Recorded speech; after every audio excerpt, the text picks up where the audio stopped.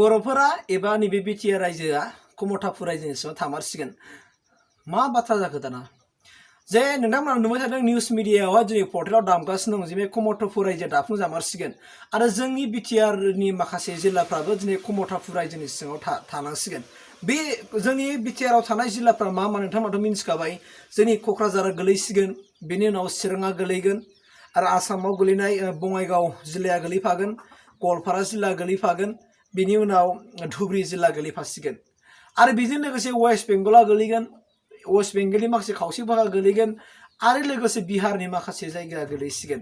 आरो गोरलैयैनो दिनै बे कमतापुर रायजोआ दाफुंजामारसिगोन बा जों दाना मा जाबावगोन लोगोफोर जों दाना मा जाबावगोन नोंथांमोना कमेन्ट बक्सआव कमेन्ट खालामदो कमेन्ट बक्सआव कमेन्ट खालामना होबानो जाबाय आरो नोंथांमोननि गेजेराव बेखौ शेयार खालामना फैदों स' दाना आं नोंथांमोननि सायाव दाना आं डिटेल्स बुंसिगोन फैदो अब्ला नोंथांमोना नायलांबानो जाबाय स' कमतापुर रायजो दिनै ससियेल मिडियायाव माखासे निउस मिडियाफोर दामगासिनो दं कमतापुर रायजो जामारसिगोन ना नोंथांमोना मा सानो कमेन्टआव कमेन्ट खालामबानो जाबाय जे कमतापुर रायजोआ बेफोरबायदि गोरलैयैनो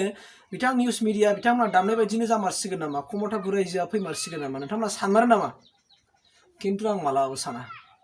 आं बेखौ मालाबा पजिटिभ लाया कमतापुर रायजोआ जानांगौआ गोरलै नङा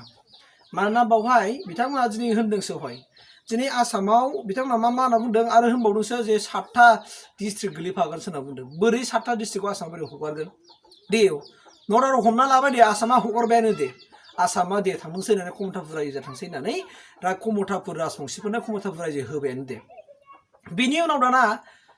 वेस्ट बेंगला मा खालामदों दाना मा वेस्ट बेंगला गोरलैयैनो कमतापुर रायजोनि थाखाय गावसिनि जायगाखौ हगारगोन बे मालाबाबो जाथावना नङा ओंखायनो जों बांद्राय माबा साननो नाङा आरो बेंगला दे हगारबायानो दे मा बिहारा हगारगोन नामा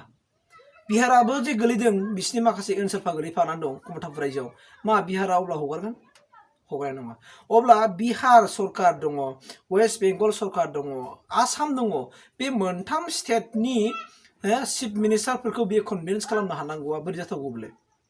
आरो बेखौ माबोरै बिदि खालामनो हागौब्ले आरो माबोरै दांख' दांख्ला गेदा गेदि मोनसेल' लिं लामाल' थानाय बिदि खालामनानै बोरै कमतापुर रायजो दानो हागोन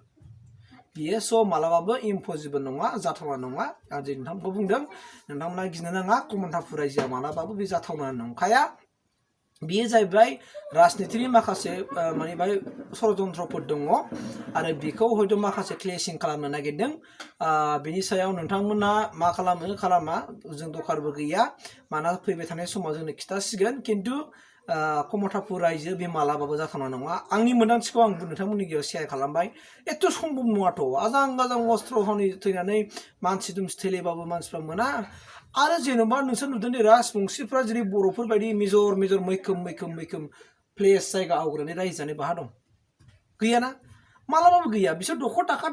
अबेबा लामा सेरावनो अबेबा टाउन एरियायाव थानानै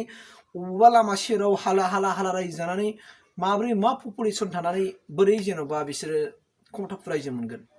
बे मालाबा मोनथावना नङा पपुलेसना गैयाबा नों बोरै मोनगोन ना आरो नों बाहाय मेजरिटि जों बर' दङ होनना बुङोबा आदिबासिफोर दङ स' बेनिखायनो नोंथांमोननि गेजेराव दिनै आं BTR नि पस्टनि सेसननि गेजेराव आं बेखौ लाना फैबाय बेयो मालाबा एक्सेप्ट खालामजाथाव नङा नोंथांमोना आं बेखौनो नोंथांमोननि गेजेराव शेयार खालामना होबाय जाबाय स' थेंक इउ लोगोफोर बेखिनियानो खुलुमबाय